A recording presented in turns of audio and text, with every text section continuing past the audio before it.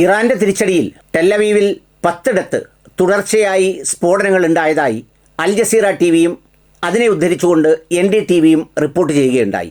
ഒരു രാജ്യത്തിൻ്റെ ആഭ്യന്തര കാര്യങ്ങളിൽ വല്ലാതെ ഇടപെടുകയും അവർ തിരഞ്ഞെടുക്കുന്ന നേതാക്കളെയൊക്കെ വധിക്കുകയും ചെയ്യുന്നത് അത്ര ഗുണകരവും നല്ലതുമായ കാര്യമല്ലെന്നും അതിനെ പ്രതിരോധിക്കേണ്ടി വന്നാൽ പ്രതിരോധിക്കുമെന്നും ചൈന വ്യക്തമാക്കുകയും ചെയ്തു. ബഹ്റൈനിലും ദോഹയിലും ഒക്കെ ഇന്നും മിസൈൽ ആക്രമണമുണ്ടായി. തങ്ങളുടെ രാജ്യത്തെ ആക്രമിക്കാൻ വേണ്ടി അമേരിക്കയ്ക്ക് താവളമൊരുക്കുന്ന ഇടങ്ങളെല്ലാം തങ്ങളുടെ ലക്ഷ്യങ്ങളായിരിക്കുമെന്ന് ഇറാൻ വ്യക്തമാക്കുകയും ചെയ്തു. പശ്ചിമേഷ്യൻ യുദ്ധം തുടരുകയാണ്. കൂട്ടത്തിൽ എണ്ണപ്പാടത്തിന് തീ കൊടുത്തത് അമേരിക്കൻ മുതലാളിയോട് അറിവോടെ അല്ലെന്നും അത് വാർ ക്രിമിനൽ നെതന്യാഹു ചെയ്തതാണെന്നും ചില മാധ്യമങ്ങൾ റിപ്പോർട്ട് ചെയ്യുന്നുണ്ട്. തങ്ങളുടെ രാജ്യത്തെ പിളർത്തി എണ്ണ ഊറ്റിയെടുക്കാനുള്ള കുൽസിത ശ്രമമാണ് ഈ നടക്കുന്നതെന്ന് ഇറാനും പ്രതികരിച്ചു. പശ്ചിമേഷ്യൻ സംഭവങ്ങൾ അങ്ങനെ സംഭവബഹുലമായി തുടരുകയാണ്. ഫെബ്രുവരി 28-ന് അമേരിക്കയും ഇസ്രയേലും ചേർന്ന് ഏകപക്ഷീയമായി തുടങ്ങിവെച്ച യുദ്ധം അത് നാശോന്മുഖമായി തുടരുന്നതിനിടെ അടിക്കുകയും തിരിച്ചടിക്കുകയും ചെയ്യുന്നത് കൂടാതെ അമേരിക്കയുടെ പ്രതിരോധ സംവിധാനങ്ങൾ നിരവധിയായവ തകർത്താണ് ഇറാൻ പ്രതിരോധം തീർക്കുന്നത്. ഇറാൻ ആകെ തിരിച്ചടി നേടിത്തത് നാവികസേനയുടെ കപ്പലുകൾക്ക് നേരെ നടത്തിയ ആക്രമണങ്ങളിലാണ്. അത് പ്രതിരോധിക്കാനുള്ള സംവിധാനമില്ലാത്തതുകൊണ്ട് പലയിടത്തും അത് അക്രമത്തിനും ഇരയായി. എന്നാൽ ബാക്കി എല്ലാ മേഖലകളിലും ഇറാൻ അതേ നാണയത്തിൽ പ്രതിരോധിക്കുകയാണ്. 8 ദിവസം പിന്നിട്ടതോടുകൂടി ക്രൂഡ് ഓയിലിൻ്റെ വില ഗണ്യമായി വർദ്ധിച്ചു. അത് ലോക സാമ്പത്തിക ക്രമത്തിന് വലിയ വെല്ലുവിളിയായി.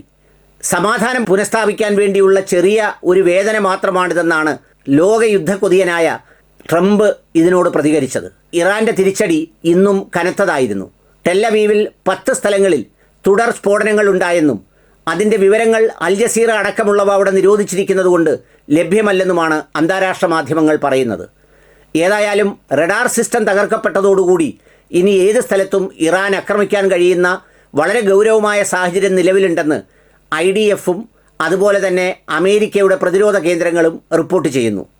ഇതിനിടയിൽ ഓരോ രാജ്യത്തിൻ്റെയും പരമാധികാരത്തിൽ ഇടപെട്ട് എല്ലാ സാമാന്യ നീതികളും ലംഘിച്ച് ഒരു ലോകത്തിൻ്റെ ക്രമം തന്നെ മാറ്റിമറിക്കുന്ന രീതിയിൽ അക്രമം തുടരുന്നത് അംഗീകരിക്കാനാവില്ലെന്ന് ചൈനയും വ്യക്തമാക്കിയിട്ടുണ്ട്. നേരത്തെ റഷ്യയാണ് രഹസ്യ പിന്തുണ നൽകിയിരുന്നതെങ്കിൽ ഇപ്പോൾ ദിവസങ്ങൾ പിന്നിടും തോറും ചൈന കൂടുതൽ വ്യക്തമായി പ്രതികരിച്ചു തുടങ്ങിയിരിക്കുന്നു. പുതിയതായി തിരഞ്ഞെടുത്ത ഈ പരമോന്നത നേതാവിനെ വീണ്ടും ആക്രമിക്കുകയാണെങ്കിൽ അത് കയ്യും കെട്ടി നോക്കി നിൽക്കാനാവില്ലെന്നുമാണ് ചൈനയുടെ നിലപാട്. ദോഹയിലും ബഹ്റൈനിലും ഇന്നും ആക്രമണം തുടർന്നു. തങ്ങളുടെ രാജ്യത്തെ ആക്രമിക്കാൻ അമേരിക്കയ്ക്ക് ഇടം നൽകുന്നതുമെല്ലാം തങ്ങളുടെ ശത്രുപാളയമാണെന്ന് ഇറാനും പ്രഖ്യാപിച്ചു. ചുരുക്കത്തിൽ മിഡിൽ ഈസ്റ്റിലേക്കുള്ള ആക്രമണം തങ്ങൾ നിർത്തില്ല, US ബേസുകളെ ആക്രമിച്ചുകൊണ്ടിരിക്കും എന്നാണ് ഇറാൻ്റെ വാദം. ഇത്രയും കനത്ത നാശനഷ്ടം ഇസ്രയേലിലെ ടെല്ലവീവിൽ ഇതുവരെ ഉണ്ടായിട്ടില്ലെന്ന് പല സ്വതന്ത്ര പത്രമാധ്യമ പ്രവർത്തകരും അവരവരുടെ ബ്ലോഗുകളിലും പല മാധ്യമങ്ങളിലും റിപ്പോർട്ട് ചെയ്യുന്നുണ്ട്.